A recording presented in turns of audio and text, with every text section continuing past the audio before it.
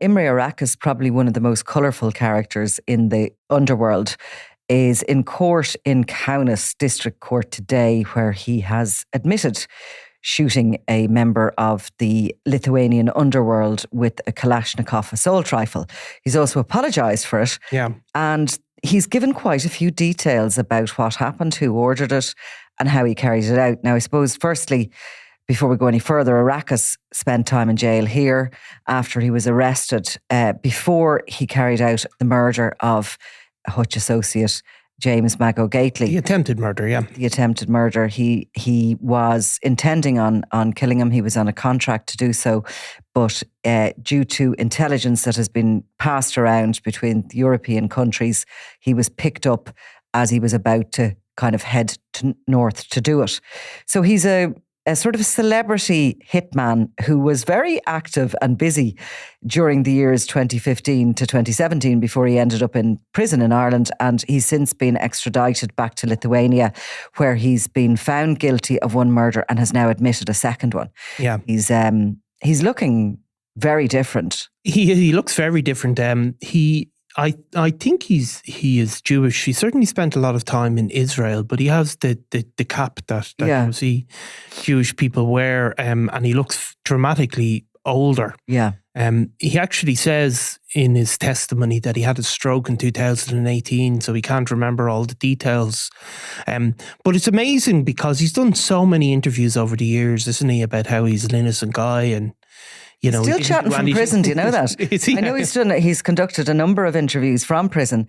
Bizarrely, obviously, if you're in prison in Lithuania, you can arrange to set up Zoom interviews with journalists. And it's amazing because you can see the pictures are actually taken of him in the dock, which would be a criminal offence in Ireland. Bring a camera into a courtroom. But it's just funny with these guys, isn't it? Because he did so many interviews about how he was absolutely innocent and he was just a tourist in Ireland and these other places. And he gets, he did so much extensive, lengthy interviews. But then obviously today he sits down and he says, yeah, I did it. I got paid. I was offered 25 grand for the first shooting and 50,000 for the second shooting. And the similarities, I suppose, in the attempted murders in Ireland are that it's all arranged on a BlackBerry phone, he says. And he also describes what he did. And it's the same thing. He lands in these countries and stakes them out for a couple of days. A kind of a low-tech stakeout rather than, blacked out jeeps. He's on a bike on this occasion. And obviously in Ireland, he walked around with a backpack on. So yeah, just fascinating, really. So in all of these cases, he has, even in the conspiracy to murder the Mago Gately, which he pleaded guilty for here, he is recruited in Spain. Yes. He's based in Spain and he's recruited by sort of heads of drug gangs. Yeah. And in the cases of these two murders in Lithuania, he has named the guy who has recruited him, which guy is dead. Yeah, it's a guy called an Estonian criminal leader called Thomas Healin, which means nothing to us in particular. Exactly, but he's dead, so he's naming him there. And he does. When asked about him, he does say he's one of the biggest drug dealers. Arakas says, and he says he provided him with a BlackBerry phone, which was only for communication between him and Arakas, so there was nobody else had that number, and that he agreed to people. He says he agreed to kill people for money because he was in financial difficulties, I suppose. Which is what he said to the courts here. Yeah. I mean, I think, funny, to the courts here, correct me if I'm wrong, he was supposed to be paid 150,000 for that hit on Mago Gately, and he never got paid because it didn't happen. It's obviously a difficult job to get your payment from, because he has said that he was offered 50,000 for this second killing, which is of the sports star, the boxer, I mean, he was an MMA fighter. But implicated in sort of organised crime. Certainly moving in them circles. Moving in those circles. But he's offered this 50,000. He carries out the hit after a botched first attempt where his gun jams. He returns to Spain and comes back with a Kalashnikov, which he knows, up close. And again, we'll come back to this, some of these MOs that are very similar in these his hits, but he doesn't actually get paid the 50,000. He gets a couple of grand, he said, and he's sort of due the money. Yeah. Obviously, then this hit that was the subject of the court case today in Kaunas happened in December of 2016. He was, of course, picked up in Ireland and jailed from May of 2017. So perhaps, it takes 6 months or 8 months for the money to come through the books for contract killing. So clearly, you're picked up, you're in jail, you're not going to get paid that money. But interesting detail. So if we start with the conspiracy to murder James Mago Gately, he arrived in Ireland posing as a fishing enthusiast. He got a bus into Dublin. He was followed on that bus trip by an undercover member of the Drugs and Organised Crime Bureau who witnessed him going into a shop on O'Connell Street, buying bits that he would use as a disguise. He had a backpack on his back, a fishing rod, a sleeping bag, a tent. He walked up past Champions Avenue and looked at the house of Patsy Hutch, the monk's brother. He made his way on up to Avondale House where Gareth Hutch had been killed, shot dead, and he looked at that. And he looked at some other locations around the North Inner City, kind of killing time, really. Yeah. And then he came back to O'Connell Street where he was picked up in a van that led police to the home of the late Eric Fowler and his father. And the following morning, an operation was set up around that. And the following morning, the Gardaí burst in and he had been sleeping on a camp bed in the sitting room. And they seized materials with the address of Mago Gately in Newry, with various details about his car. And on the encrypted phone, before it disappeared, were messages that had come. Again, on a BlackBerry device in this, used in the same case. And he describes how Heelan, this guy who's passed away, he provided him with that he looked up the address on Google Maps that he was given as well, that the pistol was given to him, and that he took incredible care. He describes where he bought bigger shoes so they'd be more difficult for experts to identify, because obviously people leave these footmarks. He also used scissors to cut wire, cut a hole in the fence of the neighbouring house to keep an eye on him. Just really how difficult it is to kill somebody, I suppose. And like in the case of Gately, and there was encrypted messages read out to the court as part of that, he's discussing, he's clearly been to Newry, or he's done a reconnaissance because he's able to discuss the door that Gately's using to go into his apartment complex. He knows exactly where the car is parked. There's a tracking device put on that car that Padder Keating, associate of Thomas Bomber Kavanagh, was implicated in putting that tracking device on. They're watching Gately as he moves about, and Arakas is going back to the directors of this murder plot to tell them what he plans to do. And he talks about things like jamming that door on the way into the apartment so as he can get in after him. But very much his MO seems to be getting up close and personal with his target. He's not a sniper guy. He wants up beside them. No, he's doing the opposite of the kind of drive-by chaotic shootings that we have seen in Ireland and in other places at the time. Like in this case, he stakes out the guy and then goes back to Spain. And in advance of going back to Spain, he buries a Glock pistol to come back to. He looks at the address. He goes and checks it out. He says at one point in his statement that there was no rush, so he could take his time and come back and do it properly. And, that's, I suppose, the difference between these professional killers and the sort of teenage lunatics that we can sometimes see in action, Exactly, yeah. Now, of course, Arakas has long been a suspect in the murder of... a person of interest, I think is probably safer to say, in the murder of John Goldfinger Palmer in the UK, a sort of retired major league criminal who set up a scam in Tenerife. Yeah, he'd been timeshares. Goldfinger had been an associate of some of the most famous armed robbers in the UK. Some of the guys that pulled off these biggest ever heists. I think at some point he'd been caught with the proceeds of one of those, multi-million. The Bringsmat heist. So Palmer, of course, is an incredible story, really, in that he was killed by a sniper, effectively. He was shot through a fence which is, again, the same modus operandi that's described here, where a hole was cut in the fence and he was shot from a distance, was he not? Yeah, but you know what I think actually has emerged from that? There was certainly a hole cut in a fence, but it could have been to observe him. Right, okay. There's no indication that the killer didn't get closer to him than that. Right. Of course, Palmer was cutting the grass of his property in the UK on one of those ride-on lawnmowers when this happened. And where he was at the time when he was killed was an area of the garden that was not covered by CCTV. So it's unclear whether the hole was cut in the fence for a weapon to be placed through to kill him, or whether it was an observation point, which is one of the reasons that the likes of Arakas, with his particular modus operandi, is suspect. Yeah, and of course, Palmer's, the people who are suspected of ordering Palmer's murder are people that were associating with the Kinahans, who may have attended his wedding, people in that kind of criminal elite. And you can see that Arakas is in Spain, moving around in these circles. I mean, he was also, of course, spotted coming in and out of England at the time Palmer was killed. So that's one of the other reasons why he is a suspect. But yeah, it's an incredible insight.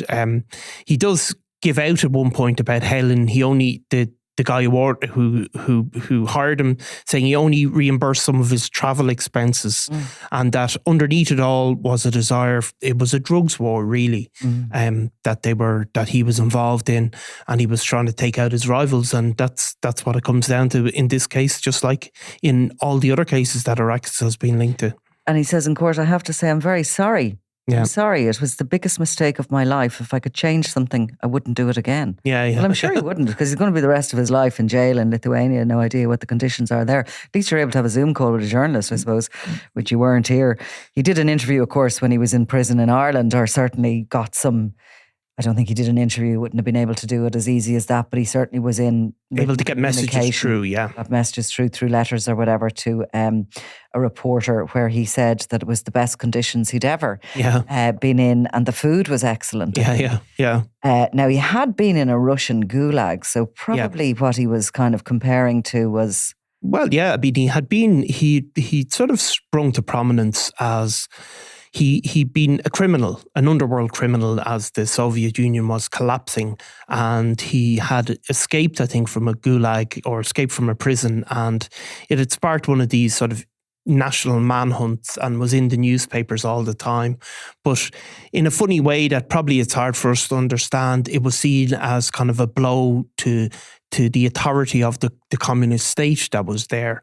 It was seen as almost as a sort of like people were on the fence about it. I suppose in the same way some of the Irish population might have been about Republican figures that were, maybe evading justice. People might have had a sneaking regard for them. So his sort of two fingers up to the authorities really was sort of viewed as being a kind of two fingers to the communist state. And obviously the Eastern Bloc collapsed then. But then what did happen in that part of the world was as sort of law and order diminished, these criminal gangs became more important. And Arakas, there was a very long and violent underworld war that kind of mixed in ex-military figures, and Arakas was suspected of playing a significant role in that sort of underworld. And eventually, as that calmed down, he ended up in Spain, just like a lot of these criminal figures did. And simultaneously to that time, those Eastern European mafias were starting to make really huge inroads into the cocaine trade in Europe, and he was at the forefront of some of that. I mean, they remain mafia gangs from that part of the world, have always played a huge role in the logistical movement of drugs across Europe. Initially, partly because of location in that drugs came in. Certainly heroin traditionally came in through Turkey and into that part of Eastern Europe, and those mafias took a hold of it and took charge of dispersing it then into Germany and places like that. So they had that history, I suppose. But Arakas is over in Spain at the same time. The Kinahans are there. All of these people are mixing in Puerto Banús. And in whatever way it goes around the world, the word must have gone around, if you want somebody killed, use Arakas. use Arakas. And bizarrely, like, I mean, he had a family. He had a family. He has kids, grown-up kids, obviously. There was a raid on a property. He was living in Estonia in recent years, and this collection of the weirdest, like masks, rubber masks, sort of all sorts of gear for disguising, Swiss Army penknives, guns, silencers, all discovered. It was his tools of his trade. His trade was murder. Yeah, and obviously he sort of took a sort of pride in his work, or, you know, you can imagine these sort of, it's a strange profession to get into. You know, but he seems to have this, enjoy the minutiae of staking somebody out and killing them. But yeah, he's like 50,000, right? Which he never got paid. Yeah. And the other one 25,000, and that was over 2 years. Yeah, and obviously he was being offered more, and maybe that figure is exaggerated for the Mago Gately hit. Maybe it's not, but like, it's not a huge amount of money. I mean, how many hits, assassinations would you be expected to conduct to earn a good wage? Well, I suppose 10 a year would give you $500,000. You don't pay any tax, that's for sure. 10 a year, but the risk. Yeah, the risk is huge, I suppose. Is absolutely huge. Like, yeah, it's the most risky job in the underworld, really, because there's only one way. If you're caught, you're going into prison for life. Yeah, you're not laundering some money. You're not. No. I mean, it is definitely a finite amount of people will conduct themselves as hitmen for hire. Exactly. And if you think in the modern world, like how much more difficult it is to get away with these types of murders. If you look back in the US in the 60s and 70s, these mafia were killing huge amounts of people. And the vast, vast majority of them were going unsolved. They had no DNA. They had no tracking of digital devices. But in the modern world, those types of murders are increasingly getting solved. I mean, that's just the way it is. And also, no matter what jurisdiction you're in, if you're caught killing somebody in this manner, you're serving 20 years in prison. I mean, there's just no doubt. You could see in the past, say in the Netherlands, if people were caught with drugs, you'd be amazed at how short sentences they were getting. And you have to say, well, maybe there is a risk-reward ratio to work out. Maybe you think, well, I might make a couple of million, or I might do 3 or 4 years in prison, but I'll take my chances. But murder, it's just simply not like that. And he's been extradited all over the place. No problems. Absolutely no problems. An extraordinary story, an extraordinary life. Yeah. But he doesn't look the better for it, does he? I mean, no. And I know we've had him pictured over the years at various times.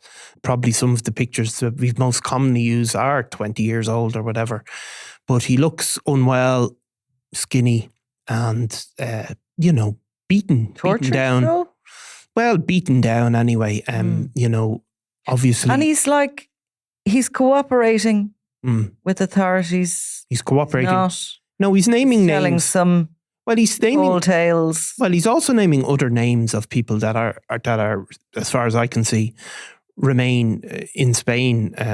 In business. Like, he's obviously named the guy who hired him as being dead, but there's other people there that are being named, and he's describing their business and what they're up to. So, there are stories or were stories around him when he was in prison here in Ireland, and was he going to put himself forward as someone to testify against Daniel Kinahan? Was he not?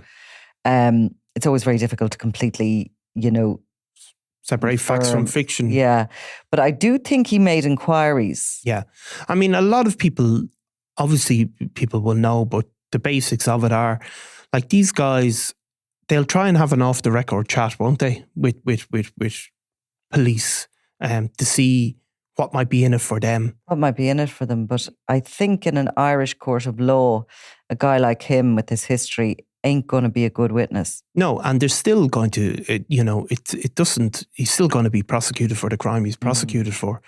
So, look, there's always talk that he tested the waters, to say the least, and decided it wasn't worth his while. And then there's also his own talk. I mean, he's also done interviews saying that and whether this is true or not, because obviously most of what he said in that interview wasn't true, because he's now contradicted himself. But he did at one point say the US law officials were in touch with him, looking to get him to go as evidence against Daniel Kinahan, and that he was offered, he claims, $5 million, which is the reward, and that he be given a new life in the US. That is his claim, but simultaneously in that he said he never killed anybody, and he's obviously contradicting himself. So to say he's an unreliable I wonder should we get him on? Well, it'd be great. It'd be great. See what I can do. Yeah, it'd be great. Yeah. It is an incredible life story. But an interesting one for Clodagh to reach out. What? Sort of a life experience. How's our Estonian or Lithuanian? But anyway, look, we'll leave it at that for the moment. But I guarantee you, we're going to be coming back to this guy again and his story. Of course, we did do a long read story on him, which was a 2-parter, which we might repost. We've reposted a few times when it's relevant over this weekend. But that was made while he was here in Ireland, and so much has happened since that I should, if I could find the time, I could update it, But anyway, we'll leave him there for the moment. Thanks, Nicola. Thanks, Niall. I'm Nicola Tallant, and you're watching Crime World, a podcast about criminals, drugs, and the underworld in Ireland and across the globe. Make sure you subscribe to our channel and turn on notifications so you can be the first to watch all our latest episodes. You can also listen wherever you get your podcasts.